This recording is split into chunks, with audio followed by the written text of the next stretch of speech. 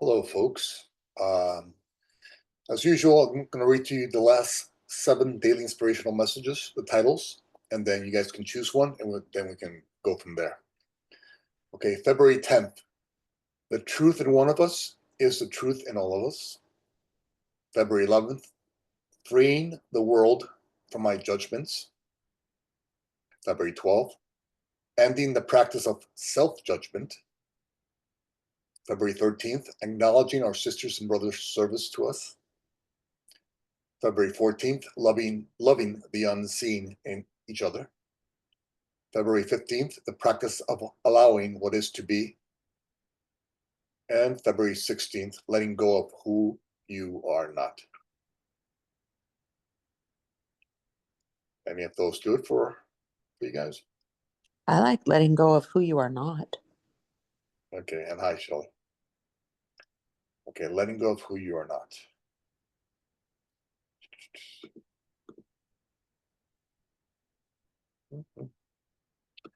All right, this is the February 16th daily inspirational message, letting go of who you are not. It's 2 paragraphs long, and then I'll say a couple comments. I'll read it, and then I'll make a couple comments. Okay, paragraph 1. Many times figuring out who you are not helps you figure out who you truly desire to be. Figuring out which thoughts, words, emotions, and actions do not help you create the life you want helps you achieve greater self-awareness. When you tire of supporting who you are not, you become motivated to look for the real you. Now, instead of judging yourself for not being your true self, thank who you are not for helping guide you out of the delusion you are buying into as real. Today, retrain your mind to be grateful for everything your journey has taught you about who you no longer desire to be. The delusional thoughts you once bought as real, such as judgment, anger, anxiousness, resentment, and hate, can now be seen as useful steps on your ladder to awakening. Paragraph 2. Today, let us practice supporting who we are and letting go of who we are not. As God's creations, we are love in physical form. Being forgiving, compassionate, peaceful, and joyful, love's expressions are all signs of people who are in alignment with who they in truth are. Any thought, word, emotion, or action that is in opposition to love and its expressions reflects who we are not. Let us practice letting go of who we are not through forgiveness and gratitude, not through judgment and resentment. We release with forgiveness and gratitude because we now understand that every step along our path, being a sacred co-creation with God, serves and will serve a greater good. Understanding this, we now see every step that we or others takes as helpful, as helping us grow, heal, and awaken. End of paragraph 2. All right. Letting go of who we are not. Okay. This daily inspiration, hello, Mike. This daily inspiration is, Hi. sorry, this, how you doing? This, the screen got a little big on me here. Okay, this daily inspiration, uh, basically is trying, you know how when you're being something other than the love inside of you, you seem to sometimes punish yourself or others because you're in alignment with frustration or anger or anxiousness or hatred or resentment or guilt or shame. And so the ego, whenever you feel that, the ego is going to respond with, okay, you're feeling that because you're not good enough, you're not worthy enough, you're not spiritual enough, you're not whatever enough. Okay? But in this daily inspiration is trying to share with you that when you're being who you are not, this does not have to be a time where you punish yourself for being that. It's simply a time that you can use to trigger in you the recollection that you desire to be something other than who you are not. And so let's say we're being angry or reacting with anger, okay? First, the ego would have you judge yourself for that and judge others for that too. Okay, and that's the ego's little game that leaves you sinking deeper into its darkness. Okay, but now we use the same exact emotion of anger, not to punish ourselves or others, but instead to trigger in us the decision to say, okay, wait a second. I know that anger leads me nowhere to the state of peace. So what does? Maybe forgiveness, maybe compassion, maybe understanding. Okay, so now I can use anger to trigger in me the decision to choose a better way. And so now when we use these so-called negative or bad emotions to help us awaken, then now these negative bad emotions become good and helpful and useful in your awakening process. So if this bad stuff is now useful, then your appropriate response to this quote unquote bad stuff is appreciation and gratitude. And so now you start to be grateful not only for the good things, good energies, or good emotions, in quotes good, but also for the bad emotions, in quotes bad. And so now everything becomes just a way to lead you on the path to peace, lead you on the path to remembering who you truly are.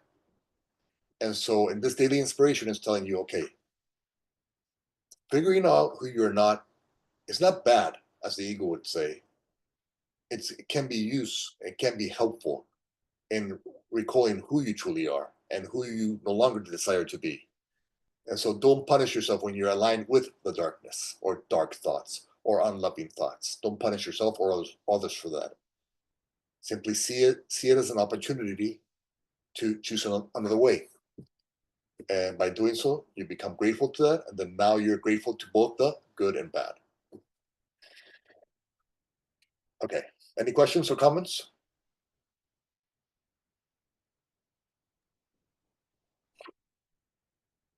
No? Okay. Good night. I just love the way to transform the thinking of the things that we'd normally be like hard on ourselves for when we're judgment.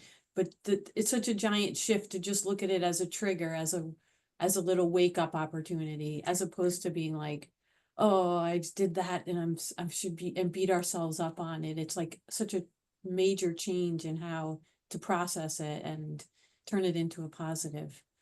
I love it. Thank you. Yes. And that goes to your thoughts, to your words, to your emotions, and to your actions. So there's no thoughts, words, emotions, or actions that you take that have to lead you into further darkness. It's only when you're allowing the ego to think for you and process the information for you that you fall into the ditch. But if you learn that you can use your thoughts, even the, in quotes again, negative thoughts or energies or emotions or words or actions, to trigger in you the decision that, hey, I've traveled this path before. Maybe I can choose a better way. And by doing so, now you judge yourself less and you have more peace. And then you become a brighter beacon of peace for others. And so that you begin to live a little bit more of heaven on earth instead of aligning with the hellish mindset and living in the hell on earth of your own making. Comments or questions?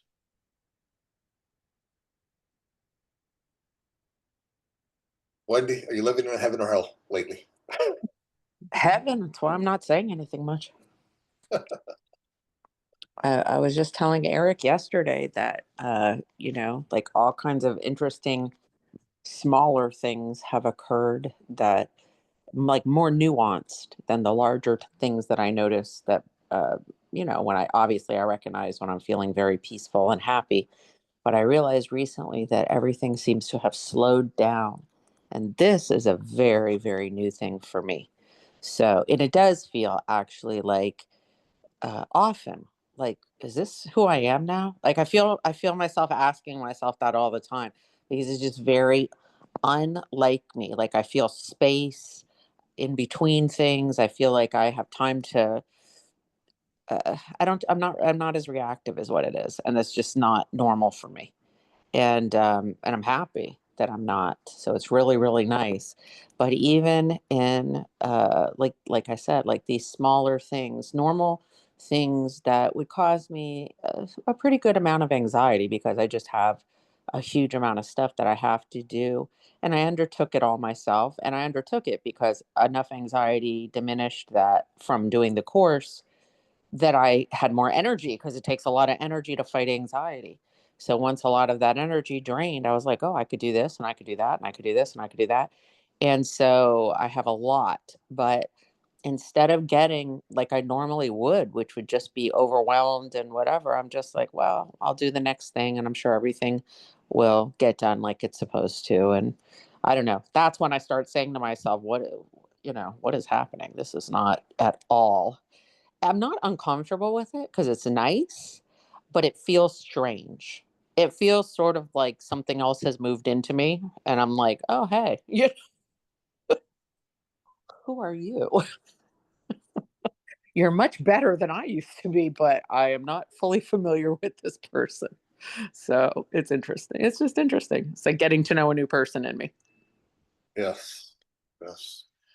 And sentence 3 of paragraph 1 is, when you tire of supporting who you are not, you become motivated to look for the real you. And so now you're offering yourself what's sometimes worded as grace. You're giving yourself grace to be in the moment and knowing that everything's going to fall into place, that all is going to be all right. And so when you align with that line of thinking, you have a lot more peace, a lot less anxiousness and frustration and doubt and fear and guilt and shame.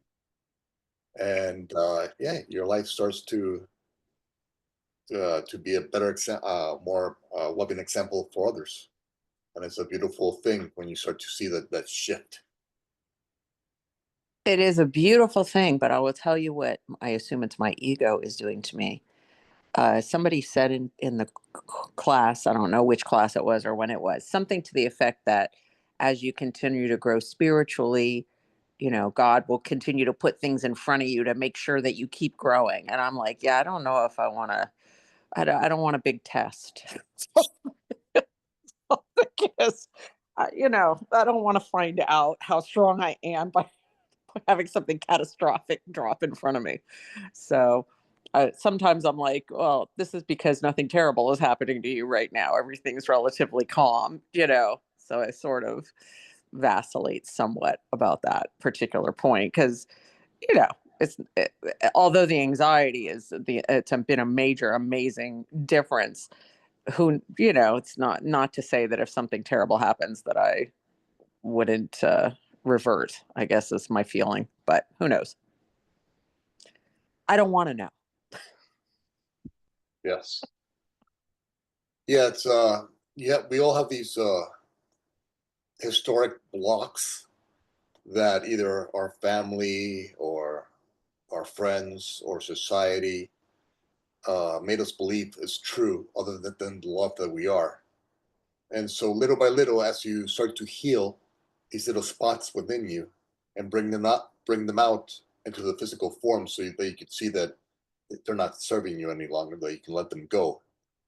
Um, that's what seems to happen when you start to awaken to who you truly are. Is that God is beginning to, like, those garbage trucks coming by your neighborhood and taking the garbage out, and then they put it on the garbage truck and they go away. And so that's what we're doing anytime we're having these challenges in our lives, be it emotional or otherwise, is that we're letting go of these false beliefs that we have supported before within us as real. And so now we're starting to take these little blocks that are blocking our light. Okay, we start to put them in the garbage truck. It leaves. Now we have the spot that was once blocked. Now the light is shining through there. And then another situation comes along and takes out another little block of unloving thoughts or emotions, puts it in the garbage trucks, it goes away. And so the ego would have you condemn yourself for having these so-called challenges or judge yourself for that. But in actuality, those challenges are helping you realize who you truly are and what you truly want to support in your life. what kind of thoughts you really want to support, what kind of words you really want to support, what kind of emotions and actions take you to a place of peace. And so when you start to see that even your challenges are something that God is using for your own healing and awakening, then you become grateful to those challenges, because all they're doing is taking away the little block that you have right here or wherever, to your own light. And so now when the challenges come, you pat yourself on the back. First, because you know that God wouldn't offer you anything that you couldn't handle or overcome, right? So if you have a challenge, you know that perfect love designed that challenge for you, with you, and for you, so that you can become a brighter light in the world. And so now when a challenge comes to you, you're grateful for it. So, oh, cool. I guess God thinks I can handle this, so let's just go ahead and see what happens. And so don't punish yourself when you're having any kind of challenge or any kind of difficult day or something like that. It's an opportunity to begin recalling who you truly are, and that you came here to be the light of the world in your own unique way.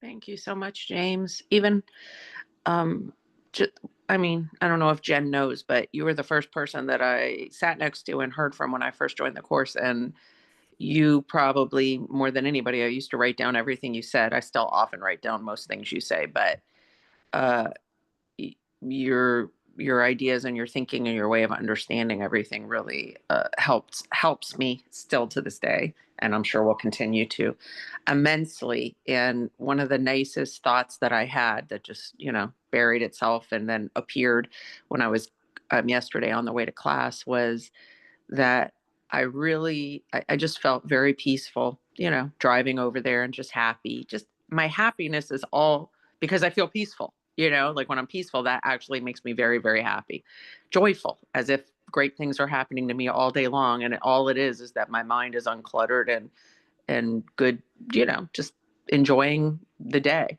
And I was thinking, I don't ever want to do anything other than what I'm doing because, I feel like it frees up so much space. And what does it allow me to do? It allows me to serve.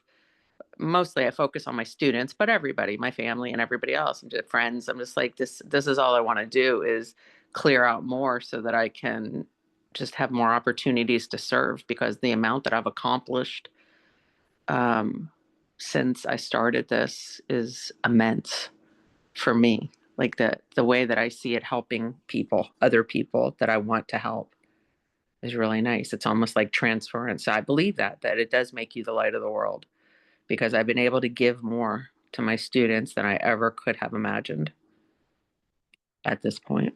Thank you. Amen. Thank you. Yes, we all have that light inside of us, which is source, which is God. And so whenever any of us speaks, we're all one, right? So whatever somebody needs to share is something the other people in the room need to hear, because it's we're all one. And so maybe Wendy brings up a situation, and maybe Wendy's ego thinks, well, this situation is just for me, or it's just about me, right? But then in reality, because Wendy is one of us, is part of us, each one of us is something. What Wendy said was something that we needed to hear. And so Wendy becomes of service to the group simply by expressing what she's going through. And so anytime you're going through something, it's useful to express it to whoever is interested in listening. As the Bible says, those who have ears to hear, because there's a reason why you say what you're saying. There's a greater reason why, and it's not just for that individual person, but for everybody who hears those words. And so, yes, the light exists within all of us, indeed. And when you're having more peace, because you forgot a little part there, is that when you're having peace, right? When you're experiencing peace, right? And you're joyous, you're joyful because you have more peace, right? So you have peace, which brings joy. And what do you do when you have joy? Be grateful. And so always end, whenever you're joyous or at peace, offer gratitude, because that's part of the circle. as part of those sacred circles. It always ends in gratitude. So if you have peace during the day, just take a second or 5 seconds or a minute. Just be grateful. Thank you, God. I have peace. I have more peace than I've ever had. Or I'm having a lot of peace today. Or I'm feeling more joy today. Thank you, God. Thank you, universe. And so, yes, include gratitude in your peace and joy journey. Oh, I am grateful. You Yeah. you haven't figured out by now that the only thing that I say I'm not grateful for is whenever anything bad happens to me, you always tell me to be grateful. That's when I say, yeah, that's not going to happen. But gratitude when I'm feeling great is very easy. Thank you. Yes. Well, like we were saying that earlier today, is whenever you're having unloving thoughts or words or emotions or actions, they can also help lead you to a place of self-discovery. Because knowing what you don't want can help you cross those things off your map. And then you can take it a better way. And so when you start to offer gratitude for those quote unquote bad things that you're not grateful for yet, you start to realize, oh, wow, this is actually helping me get to a place of greater peace, because now that I know that I don't have to place or sacrifice my time, focus, and energy to those delusions. And so that's when you start to be really peaceful and joyful. It's when you see even the darkness and be grateful for the darkness. Yes. All right. Shelly, how you doing?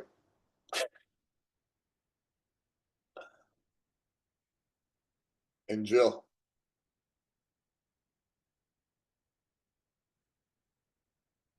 Jill and Shelly, you're doing well this week? Or that they're just listening? How about Isabel? Hello, hello. Hey, Hi, hi. I'm doing well. Thank you so much. I'm doing well.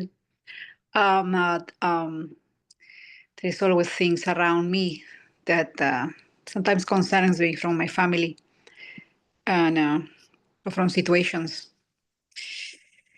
like the situation of immigration. You know, I have a worker with us. We love her so much, and it's stressful for her to think that she one of these days she may get deported. She may be deported. So yeah, and there's nothing we can do. We like that she worked for us, but now she may need to go back to her country so we can ask, but now we cannot ask because she has this record of the immigration. I mean, being here as they call it, the criminal, because they have broke the law, stuff like that. So it's a concern. It's how can we overcome this? yes. Well, we always have two choices: to trust in the ego's plan for the universe, or to trust in God's plan for the universe. Mm-hmm. Okay. When we trust in the ego's plan for the universe, the result is usually anxiousness, stress, doubt, fear, confusion, chaos. That's when you know you're trusting in the ego's plan for the universe. Okay. But you have another choice. You can trust in God's plan for the universe, right? And perfect love's plan for the universe. And in perfect God's plan for the universe, each one of us has a sacred co-designed journey with God. And so God and this person that's worked for you, and you yourself and us too, each one of us has co-created a perfect journey with God to help us grow, heal, and awaken. And so you see that the more you trust in God's plan for the universe, the more you trust God's plan for the universe, the less your anxiousness and worry and doubt and fear become. Okay. And so, yes, on the dualistic level, it seems like a very sad situation that your employee might have to go back to her country. But that's just according to the ego. According to God, whatever ends up happening, it's for the greatest good, for not only for her, but for everybody involved. And so this is giving you an opportunity to practice trusting God more. So whenever that anxiousness thought comes into your mind, you can either sink into it by giving it your time, your focus, and energy, and becoming more and more anxious and worried and fearful and angry about the governmental situation right now. Or you can say, okay, you know what? I'm just going to trust God with this situation. I'm going to do my best to help my sister out. But in the end, I know that God is in control. And that because God is in control, because perfect love is in control, wherever she ends up is the perfect place for her. It's only my ego that's trying to judge the situation. That's less than great. You know, one friend was she told me about her daughter. Her daughter went to prison because of drugs, because of an addiction and selling and the dealing thing. She said, I told her, there is where you belong. Don't call me much. Don't pay for lawyers. There, you belong there.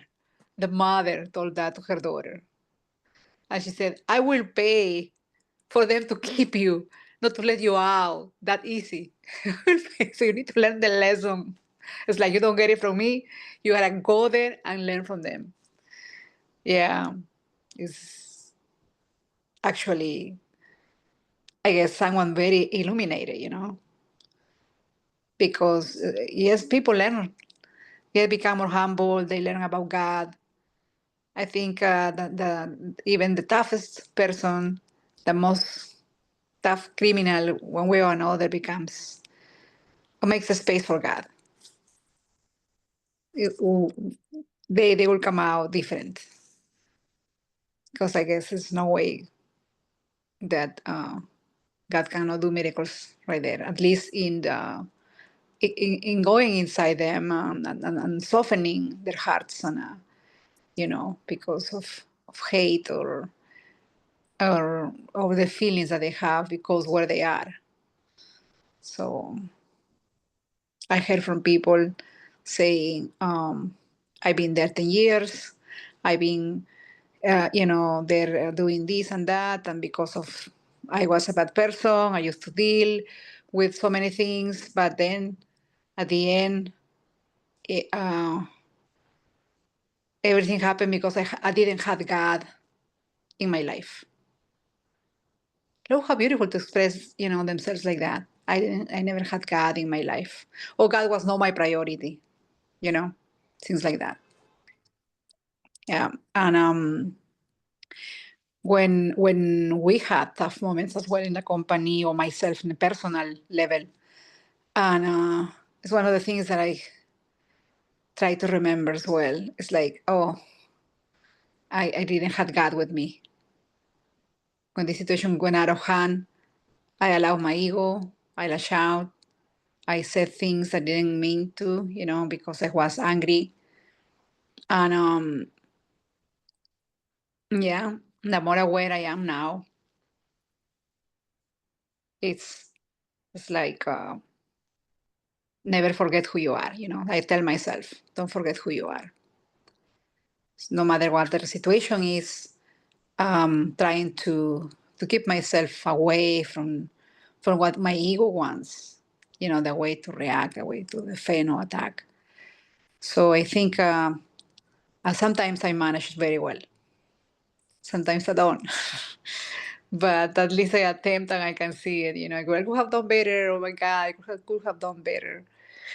And it's a work in progress, I could say. Yes.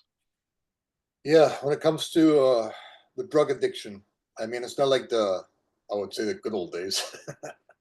Luckily, well, I've never had too much experience with that stuff, but back then, back in my day, you can actually be into drugs and not die from one pill. Nowadays, you take one pill and you're dead. Everything is mixed up with fentanyl nowadays. Wow. And you hear these stories over and over again about kids just taking the anxiety pill, right? They thought it was an anxiety pill, but obviously it was mixed with fentanyl, and just like that, they're gone. And so sometimes when you're a drug addict nowadays, jail might be the best place for you to give you time to try to get your physical body and emotional body and give it some space to heal in a somewhat safe place. So yeah, I can see why jail may be a better place than the street for somebody who's a drug addict nowadays, because it's really sad. I mean, young people are dropping left and right just because they're anxious. Nobody's taught to how to deal with anxiety nowadays. Something that you should be taught in schools, like in by the time you're 6, maybe you should start teaching people how to deal with their anxiety. And they're not taught that, so they end up getting their little prescriptions, and then they can't get any more prescriptions, so they go to the street, and then they get the bad stuff, and it's over. And so, yeah, sometimes the ego would say jail is a bad place. But maybe that's exactly where she needs to be. Maybe that will help her start to think in other ways. Maybe she'll find God there. Maybe. So it's given her a chance. And yes, obviously there are drugs in jail too, and you can get drugs into jail, but hopefully it's helpful to her. Yeah, and anytime you're feeling less than peaceful or less than loving, just don't punish yourself for that. Just, okay, I'm feeling less than peaceful, less than loving. Why? It's obviously because I have some past belief that is residing within me that's triggering me to act in this manner or react in this manner that's less than loving or joyful or peaceful. Okay, so this is a good situation for me to practice remembering that I control my thoughts. My thoughts should not be controlling me. So how do you know when you're in control of your thoughts? When your thoughts are aligned with love, with God. Okay, that's when the truth in you is in control of your thoughts. And what do you have when you're in control of your thoughts? You have peace, you have joy, you have understanding, you have compassion, kindness, generosity, charity. And so when you're not in control of your thoughts, when you're having a less than peaceful thought, if you're having a less than peaceful thought about anything in your day, that's just a past programming, the ego's past programming that's in control of your thinking. And so you just want to realize, okay, wait, I'm lacking peace right now. That means some part of my past is in control of my mind right now. Okay, I forgive myself for that. I forgive the situation and my brother and sister. I come back to a place of peace. I align my mind with peace, and now I act from a place of peace. What would peace do right now? What would love do right now? And then do that over and over again. Just come back from out of alignment to alignment, from out of alignment to alignment.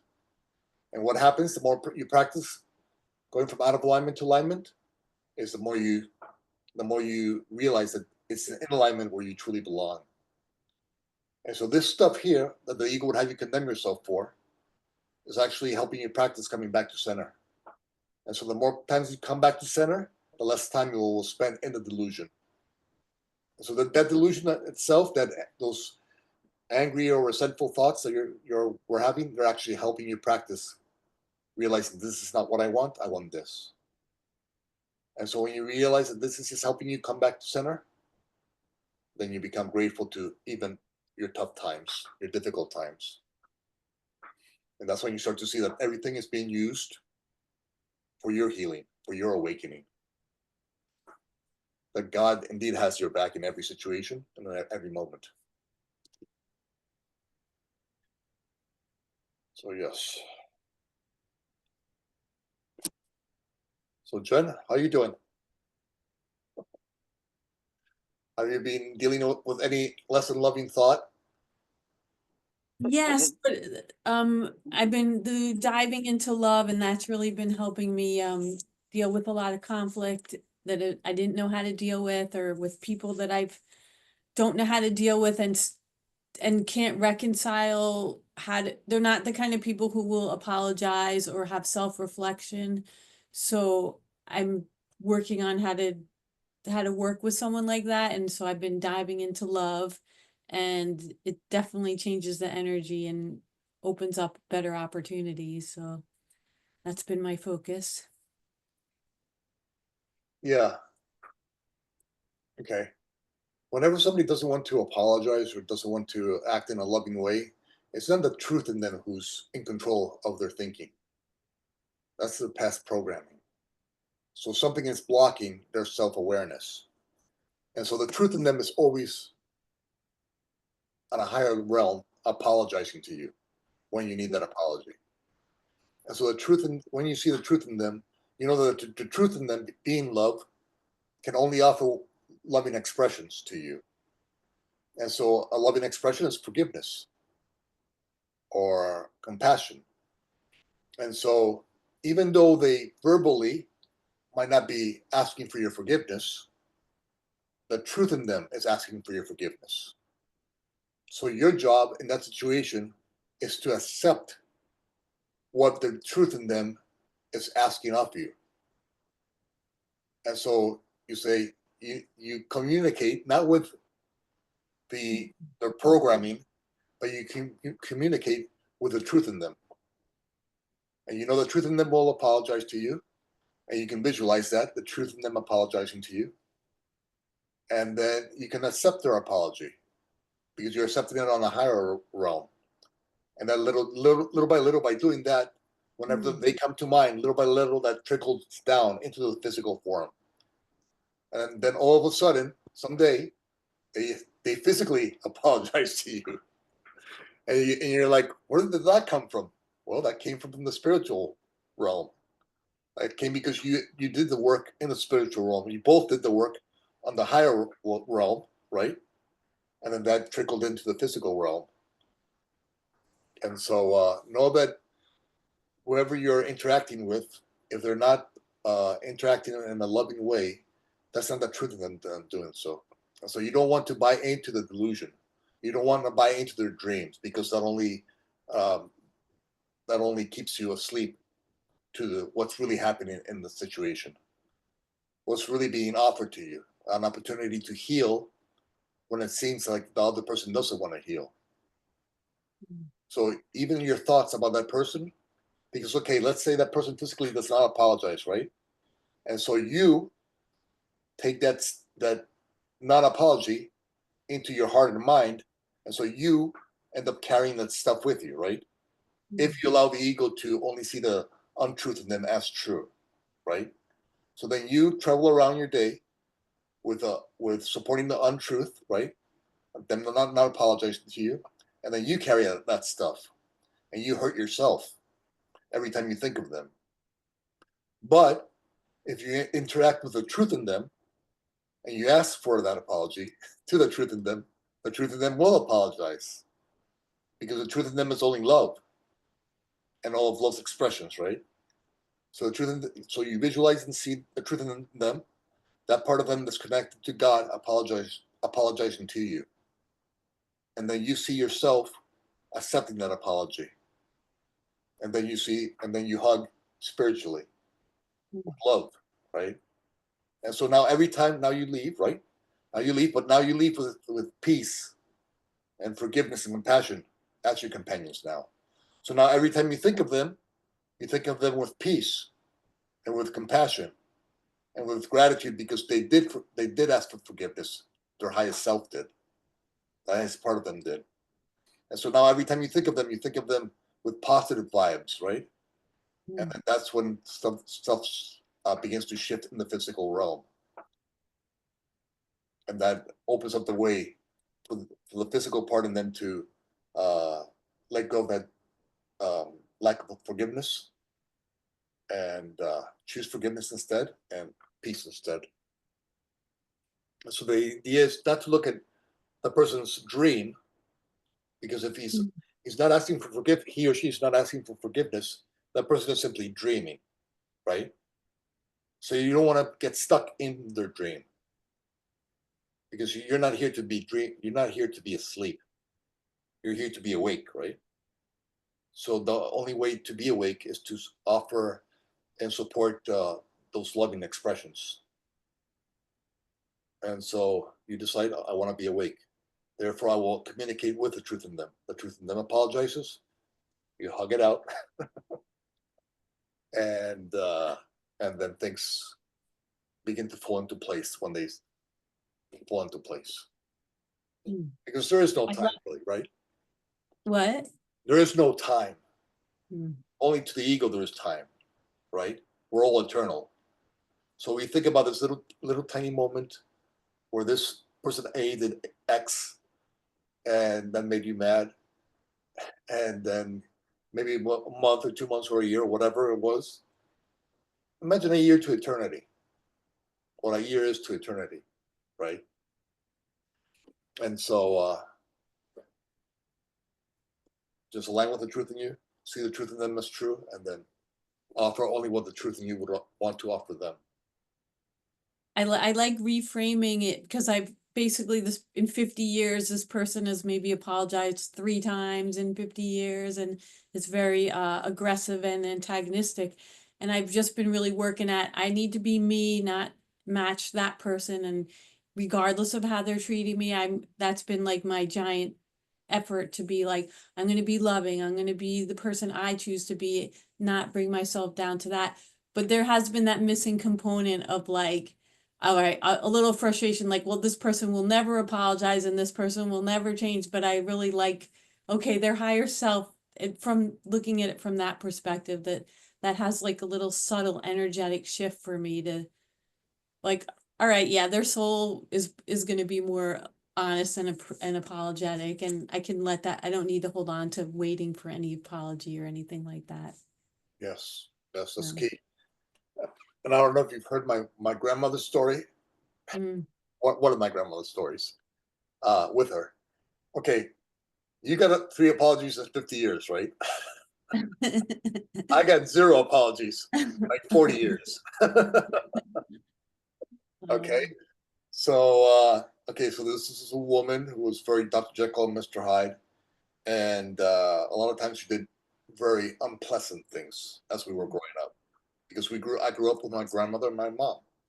That's what my parental figures were, and so a lot of stuff that may be even illegal nowadays, Mm.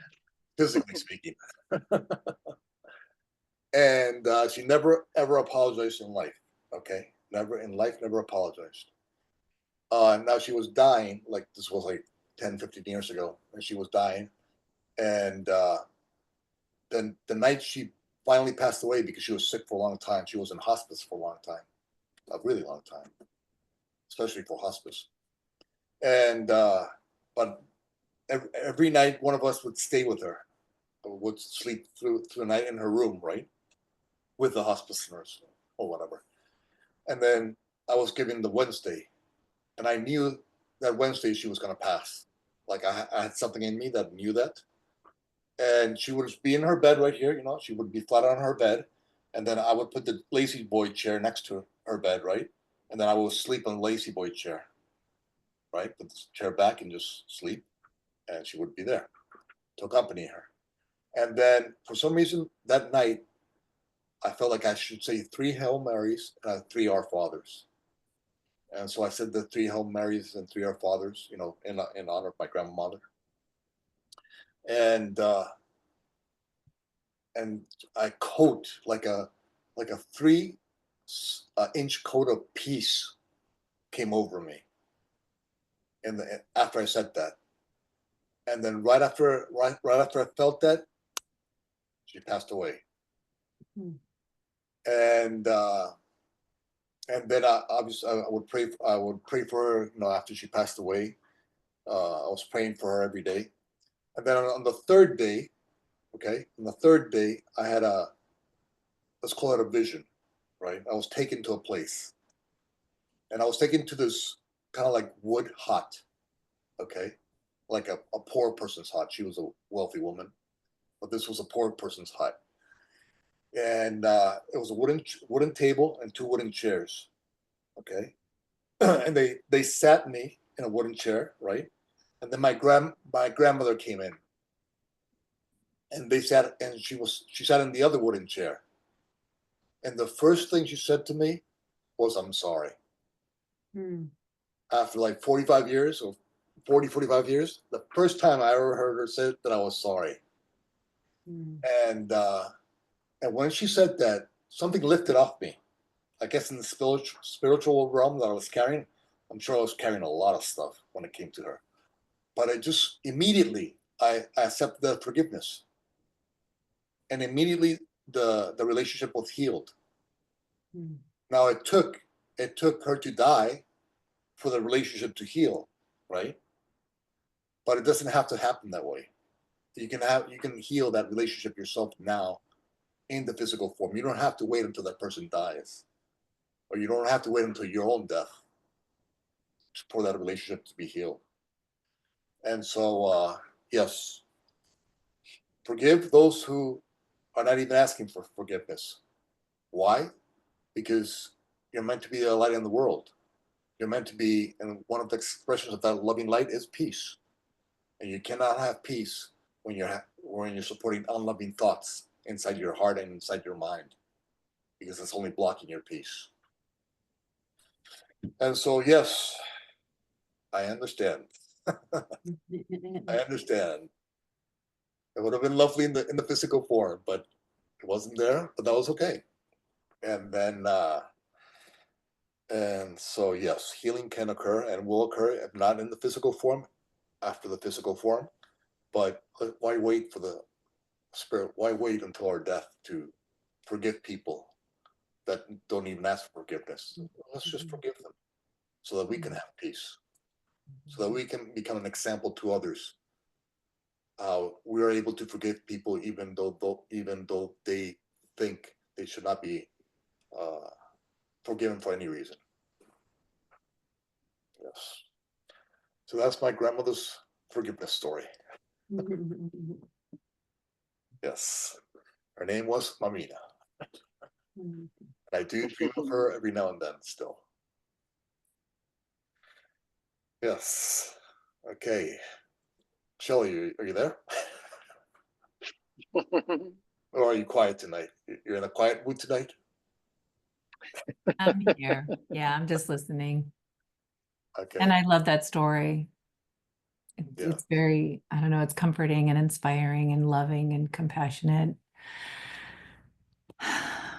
Yeah. Thank you for sharing that. Yes, you're welcome. Have there been any unloving thoughts that you've been carrying this week that you're trying to see it in a more positive light?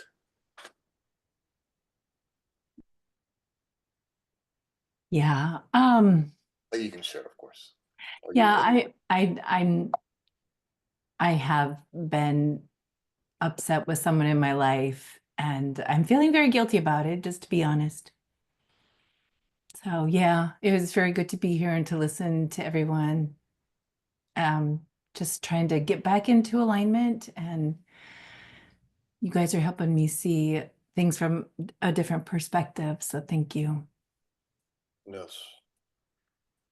Yes, we were talking about Jen's example and my example about being upset because for X, Y reason we can't forgive them for whatever they did. And then we carry that guilt, right? And that guilt just becomes a block to our own peace of mind, right? But who put that block there in the end? After all is said and done, who put that block there? We did. We put that Yeah. block there because we decided we always make a conscious decision to forgive or not, right? When we don't forgive, we become upset, and then we carry that guilt with us throughout the day, throughout the week, throughout the month, throughout our lives sometimes, right? And so what we want to practice doing is remembering that the truth in our brothers and sisters is only the love that God created them to be, right? That's the truth in them. And your only job is to see the truth in them as true and let go, forgive, or overlook any of the dreams they're dreaming. Okay, because if they act in an unloving fashion, they're just dreaming. They're asleep to their true nature, right? And if you're upset, if you're lacking forgiveness or compassion, then in those moments, your past programming is in charge of your thinking. And so you're not even in control of your own mind. It's some past programming that you carried on from your past triggered you in a way that's blocking your decision to forgive and to let go of that upset, right? And so the truth in you is not in control of your thinking right now when you're upset and when you feel guilty. It's just for a moment, your past programming triggered something in you that said to you that your brother or sister is unworthy of your forgiveness. Okay. So what you want to practice remembering is, okay, wait, the truth in me is not in control of my mind right now. That is why I'm upset. That is why I feel guilty, because I made a decision. Whatever person A or B did, I defined whatever person A or B did, right? So I can define it with upset or judgment, or I can define it with forgiveness and compassion and mercy and grace. Okay? Which energy truly aligns me with God, with the loving God? Compassion, forgiveness, mercy, and grace. Where do I truly belong? I truly belong aligned with compassion, forgiveness, mercy, and grace. And so you've tried it the ego's way. You've tried judging your brothers and sisters. And maybe in duality, yes, they're worthy of that judgment. In duality, okay? And according to the ego, because the ego needs judgment, because that's what fuels it, right? If the ego didn't have judgment, then the ego would slowly dissolve away and die. And the ego doesn't want to die, right? So the ego tries to tell you, no, you should judge them. They're worthy of your judgment. But the ego doesn't do that for you. It does it for it. It doesn't care about your survival. It cares about its survival. Okay? And so you have to realize it is not who you are. And so you're never going to feel at peace allowing the ego to live your life for you. And so when you're carrying upset and guilt or shame about that guilt or whatever negative emotions, the truth in you is not in control of your mind. And so all you have to do is practice recognizing, okay, right now, the truth in me is not in control of my mind. How can I get control back from the ego? The only way to do so is by aligning my thoughts with the love that God is, and through his expressions of love, through compassion, through mercy, through grace, through understanding. Remembering that each one of us has a perfect journey in place, the co-designed with the divine. And so their journey is perfect for them, and our journey is perfect for us. Something in us that was living inside of us got triggered by their action. Okay? So there was a block inside of us that got triggered by whatever it is they did. Okay? Now the ego would say you should punish that person for that. But in reality, what's happening in reality? This person right here who triggered you simply triggered some unbelief, some fake belief that you had inside of you, some block to the awareness of who you truly are, the love that God is, right? And so this person here, by triggering you, is simply showing that you're carrying something inside of you from your past that you should not be carrying any longer, that you can let go of. And so this person is simply showing you, shining a light into the darkness inside of you that reacted with upset and guilt. And so when you recognize that this person is simply lighting a part on you that's dark to bring it to the surface so that it can be healed, then appreciation starts to become your response to them. Because you're realizing, wait a second, they're just showing me some misperception that I'm holding inside myself about who my brother or sister truly is. And because we're all one, who I truly am. And so if that person is just showing me a block to the light inside of me, a block that I have within me and source, then appreciation should be your response, could be your response to that brother and sister. I'll say, oh, thank you for triggering me. Thank you. Because I'm seeing that I was carrying this past misperception inside of me that I now can bring out into the work, into the physical, into the emotional and physical form, and I can see this is not serving me. This kind of thinking is not serving me. So I now, knowing that it does not serve me, knowing that it does not bring me a greater sense of peace and joy, I now let it go. And how do you let it go? Through the act of forgiveness. By putting them in God's hands, placing them in God's hands. By, believe it or not, praying for their health, praying for their healing, praying for their awakening. So each and every time they come to mind, okay, from now on, each and every time they come to mind, do the opposite of what the ego demands. The ego demands frustration and anger and resentment and hate. That's what the ego demands. And remember that's because that's what keeps the ego alive, not you. And so do the opposite of what the ego demands. If the ego demands judgment, take a breath and offer them forgiveness. If the ego demands condemnation and anger, take a moment for, okay, I'm going to do the opposite of what the ego demands. I'm going to offer them my compassion, my mercy, and my grace. And then do that each and every time they come to mind. Just offer them the energies and emotions that you yourself want to experience. Because everything you think about them has to first flow through you. Mm-hmm. So even though the ego would say you're punishing them, you're hurting yourself. That anger response, when you think of them through the ego, that anger response destroys you. That upset and guilt is destroying you. Like Buddy Hackett, an old school guy, comic said, don't carry a grudge, because when you do, the other guy is out dancing. And so yes, do the opposite of what the ego is demanding, because you belong in the state of peace. So forgive that brother or sister. Offer them your compassion, your mercy, and grace. Be as God would be. Do as love would do. And accept nothing else, because you already know where those other thoughts take you. You already know where those dark thoughts take you. Just deeper into the darkness and depression and despair and disillusionment. So, okay, the ego says judge, I will now forgive. The ego says condemn, I will now offer compassion. The ego says anger, I will now offer grace. And do so over and over again. And then pray for your brother and sister. Offer them a prayer, truly from the heart. No matter what the ego, no matter how unworthy the ego says they are of your prayers, pray for them. Pray for their healing. Pray for their awakening. Pray that they remember who they truly are, that they are only love, and pray that everything else dissolves away.